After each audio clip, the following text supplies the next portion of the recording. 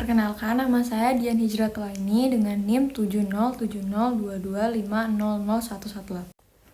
Jadi untuk video pertama, ini untuk soal 1, pertama ada mouse, dia ke kanan, habis itu ke kanan lagi, di atas juga ada, habis itu di bawah muncul lagi, habis itu juga ada di atas lagi, habis itu ini perbedaan input dan gambarnya barengan, habis itu dia ini ke kiri, jadi dia itu kayak dia ke kanan ke kiri di setiap ininya animasinya, kecuali yang gambarnya sama petunjuknya itu barengan.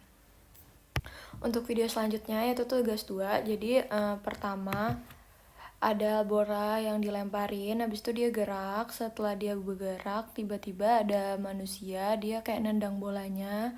Setelah nendang, bolanya pun dipantulkan ke dalam gawang. Teman-teman, mari kita jujur, alasan kita mencintai AI itu kenapa sih? Atau karena kita mencintai AI karena tugas yang awalnya 7 hari, bisa kita singkatin dari 1 hari aja dengan AI.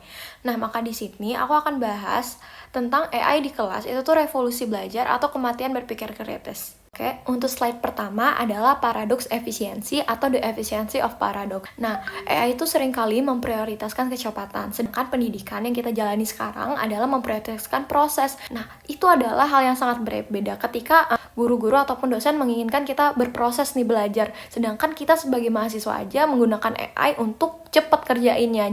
Jadi saat kita belajar itu sangat terpotong dengan adanya AI. Itu adalah shortcut mental yang menghilangkan tahap refleksi yang mendalam. Bayangin kita lagi baca buku, ternyata buku yang kita baca, kita langsung ringkas saja. Kita nggak ngerasain kenikmatan dari baca buku tersebut kan? Nah, harusnya kalau kita baca buku, kita bisa merasakan sensasi baca buku, tapi dengan tidak adanya, akan merasakan menikmati baca buku tersebut. Yang ketiga adalah resiko akumulasi hasil tanpa adanya pemahaman. Lihat sekarang ini banyak banget anak-anak zaman sekarang cuman bisa ngasih hasil, kita ngasih hasil jadi, tapi pas kita ditanya gimana caranya atau gimana mengerjakannya, kita nggak bisa. Karena apa? Karena kita sudah ketergantungan sama AI. Yang kedua adalah bias algoritma. Yang pertama adalah kurikulum tersembunyi dalam database dominasi perspektif tertentu. Nah, jadi teman-teman, karena kurikulum yang tersembunyi tersebut, kayak banyak banget negara yang lebih maju dari negara-negara yang berkembang mengumpulkan data lebih cepat. Makanya jawaban di AI cenderung tidak netral dan mereka merefleksikan siapa yang mengumpulkan data dan konteks budaya mana yang data tersebut berasal, serta nilai apa yang dianggap penting. Akibatnya, perspektif tertentu, misalnya kayak budaya barat, bahasa mayoritas atau cara berpikir dominan lebih sering muncul dianggap standar kebenaran. Kedua adalah risiko pengiskisan kearifan lokal oleh jawaban rata-rata mesin. Nih, kita sering banget gunanya AI, jadi jawabannya itu rata-rata mesin dan hampir sama. Dengan begitu, orang-orang lokal ataupun budaya-budaya yang dipinggirkan itu mungkin belum mempunyai alat secanggih itu untuk mentransfer data mereka. Itu biasanya data-data lokal yang asli biasanya dilihat dari perspektif dari orang-orang modern yang melihatnya secara tidak langsung. Ketiga adalah homogenisasi ide atau ketika semua siswa bertanya pada sumber yang sama. Dengan begitu kan kita tidak bisa melihat apakah siswa itu berpikir kritis atau bukan kan, karena mereka sama-sama nanya dengan AI dan satu sumber yang sama. Dengan begitu memiliki keberagaman sudut pandang, kreativitas dan pemikiran kritis dapat berkurang. Siswa tuh lebih fokus jawaban versi AI daripada jawaban versi dia sendiri karena dia lebih takut salah. Yang ketiga adalah hilangnya the art of struggling atau seni berjuang. Kurikulum kognitif adalah syarat terbentuknya karakter dan daya ingat. Misalnya kita bisa ngerjain soal matematika yang sulit banget itu 1 jam, tapi dengan AI kita bisa langsung ngerjain. Nah, begitu prosesnya akan tersingkat dan daya ingat kita juga akan tersingkat kan. Yang kedua adalah ketergantungan pada jawaban instan menurunkan ambang batas ketekunan.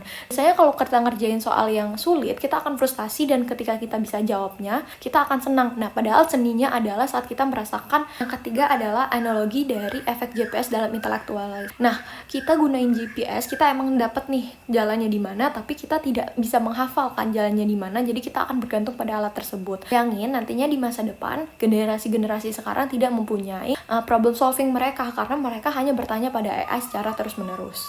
Oke, selanjutnya adalah privasi kognitif atau the last frontier of privacy. Yang pertama adalah pelacakan data tuh bukan lagi tentang identitas tapi tentang logika. Sangat banyak pertanyaan yang ada di kita dan kita selalu tanya di ChatGPT. ChatGPT tuh bisa tahu nih pemikiran kita di gimana dan logika kita di gimana. Itu adalah AI merekam keraguan minat dan titik lemah kognitif siswa. Dan pernah nggak sih curhat-curhat di AI? Nah, di situ dia tuh bisa tahu nih kita nih keraguan kita tuh di mana, minat kita di mana dan lain-lainnya. Dan itu sangat mengerikan ketika data tersebut bisa tersampaikan dengan orang lain.